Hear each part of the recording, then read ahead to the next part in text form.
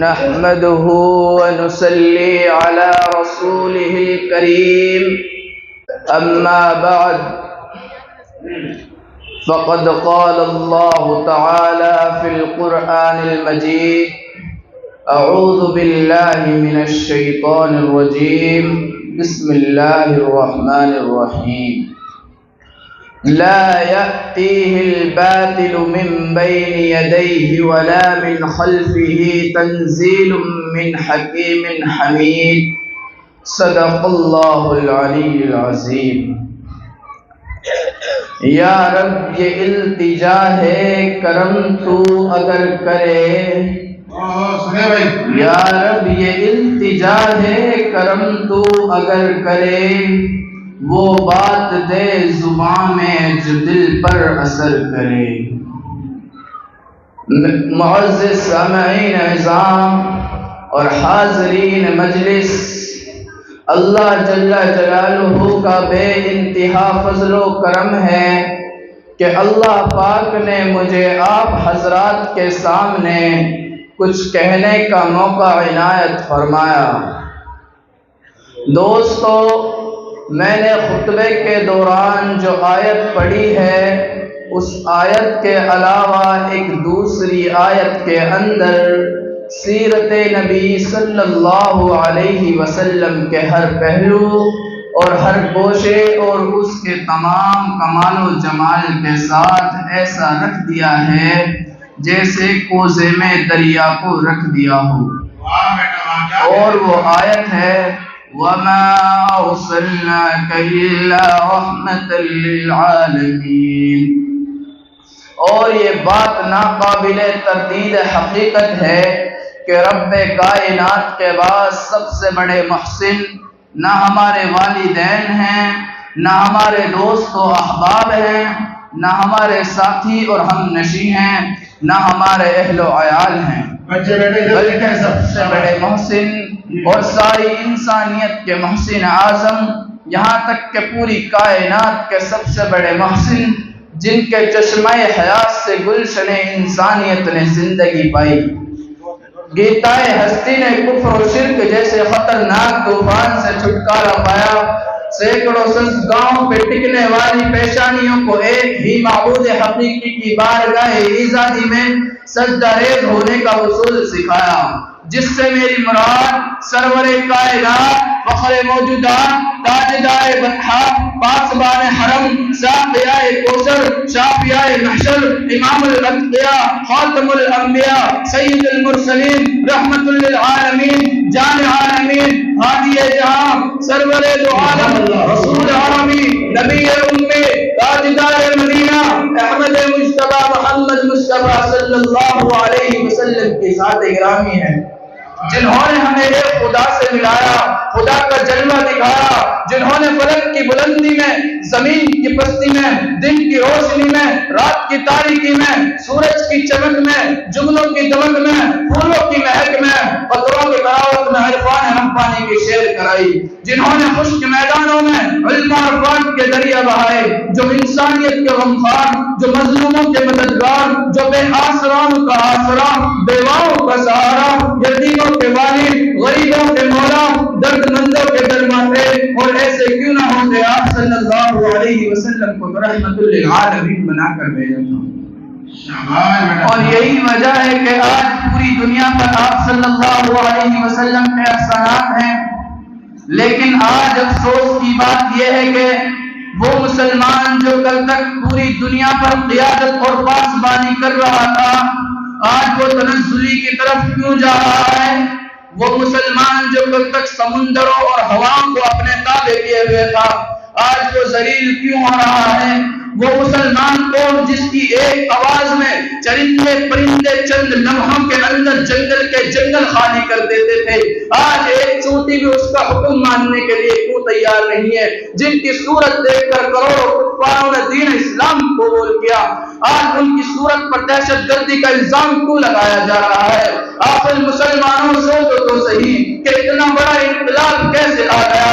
مسلمانوں میں خون باقی نہیں ہے، محبت کا جنون باقی نہیں ہے، سبے کش دل پریشان سجدہ بے زور کہ جذبہ اندرو باقی نہیں ہے۔ دوستو جب تک مسلمان نبی کریم صلی اللہ علیہ وسلم کے طریقے پر تھا تو کامیاب تھا، جب تک مسلمان صحابہ اکرام کے طریقے پر تھا تو ہدایت پر گامزن تھا، جب تک مسلمان قرآن و سنت کے فیصلے کو مانتا رہا، جب تک مسلمان قرآن و سنت کے فیصلے کرتا رہا تو دنیا اس کے فیصلے کو مانتی رہی، جب تک مسلمان نبی کے طریقے کو نہیں بولا تو دنیا کی کوئی بھی بڑی طاقت اس کا مقابلہ نہ کر سکی۔ اور یہی وجہ ہے کہ وہ لوگ جب دنیا میں رہے تو کامیابی کی زندگی گزاری اور جب مرے تو کامیابی کی موت مرے۔ اور جب مسلمان نبی کریم صلی اللہ علیہ وسلم کو طریقے کو چھوڑ دیں گے، قرآن و سنت کو پش پش کر ڈالیں گے، صحابہ اکرام کے رتبے کو حقیر سمجھیں گے، تو بتاؤ یہ ذلت کے غار میں نہیں جائیں گے تو کہاں جائیں گے؟ یہ ہلاک نہیں ہوئیں گے تو کون ہلاک ہوئے گا؟ دوستو یہ بات آپ اپنے دل و دماغ کے اندر بٹھا لیجئے۔ آج جتنی بھی بیماریوں نے جنم لیا ہے اور جتنی بھی بدعادت و خرافات پیدا ہو گئی ہیں اور جتنا بھی رسم و رواج پھیل رہا ہے، یہ سب کچھ نبی کریم صلی اللہ علیہ وسلم کے طریقے کو بھلا دینا اور قرآن و سنت کو چھوڑنے کی وجہ سے ہے۔ مسلمان کبھی پریشان نہیں ہوا کرتا، اگر مسلمان پریشان ہوا تو نبی کریم صلی اللہ علیہ وسلم کے طریقے کے علاج کرنے کی وجہ سے ہوا۔ مسلمان اگر ذلیل ہوا تو نبی کریم صلی اللہ علیہ وسلم کے طریقے کا علاج کرنے کی وجہ سے ہوا۔ میرے دوستو مسلمان وہ نہیں جس کو حالات بدل دے، بلکہ مسلمان وہ ہے جو خود حالات کو بدل دے۔ نبی کریم صلی اللہ علیہ وسلم نے فرمایا منہ سے بس کرو، داڑھی بڑھاؤ۔ مسلمانوں نے اس کا الٹا کرنا شروع کر دیا۔ نبی کریم صلی اللہ علیہ وسلم نے فرمایا افشوا السلام بینکم، آپس میں سلام کو روایت دو، پھیلاؤ۔ مسلمانوں نے اس کو بھلا دیا۔ نبی کریم صلی اللہ علیہ وسلم نے فرمایا واتقوا دنیا، دنیا سے بچو۔ لیکن آج مسلمان دنیا کے پیچھے پڑا ہوا ہے۔ ابو الحسن علی میاں ندوی رحمۃ اللہ علیہ فرماتے ہیں دنیاکم حبیبۃ لکنھا خداعۃ لیس لھا حبیبۃ زوالھا قریبۃ عزیزھا ذلیلۃ۔ دنیا تمہیں پیاری ہے لیکن وہ دھوکے بازی ہے، اس کا کوئی دوست نہیں ہے، اس کا زائل ہونا قریب ہے، اس کا دوست ذلیل ہے۔ دوستو آپ لوگ جب محمد صلی اللہ علیہ وسلم کے سنت سے اعراض کر کے امتی ہونے کا دعویٰ کرتے ہیں تو میرے آقا کا ایک فرمان اور سنتے جائیے۔ آپ صلی اللہ علیہ وسلم نے فرمایا تھا من رغب عن سنتی فلیس منی، جو میری سنت کو چھوڑ بیٹھا ہے اس سے جا کر کہہ دو کہ میری امت کی فہرست سے نکل جائے، جہاں چاہے جائے، جو چاہے کرے، جو چاہے بن جائے، یہودی بن جائے، نصرانی بن جائے، اس کے بارے میں میری کوئی ذمہ داری نہیں ہے۔ نبی کریم صلی اللہ علیہ وسلم سے پوچھا گیا آپ کے عاشق کون ہیں، آپ سے کون لوگ محبت کرتے ہیں؟ تو جواب ملا من احب سنتی فقد احبنی، جو میری سنت سے پیار کرتا ہے وہ میرا عاشق ہے۔ یہ مونچھیں کٹوانا نبی کریم صلی اللہ علیہ وسلم کی سنت ہے، یہ داڑھی رکھنا محبوب کبریا کی سنت ہے، سلام کرنا آقا مدنی کی سنت ہے، سلام کرنا نبی کریم صلی اللہ علیہ وسلم کی سنت ہے، دائیں ہاتھ سے اچھا کام شروع کرنا نبی کریم صلی اللہ علیہ وسلم کی سنت ہے۔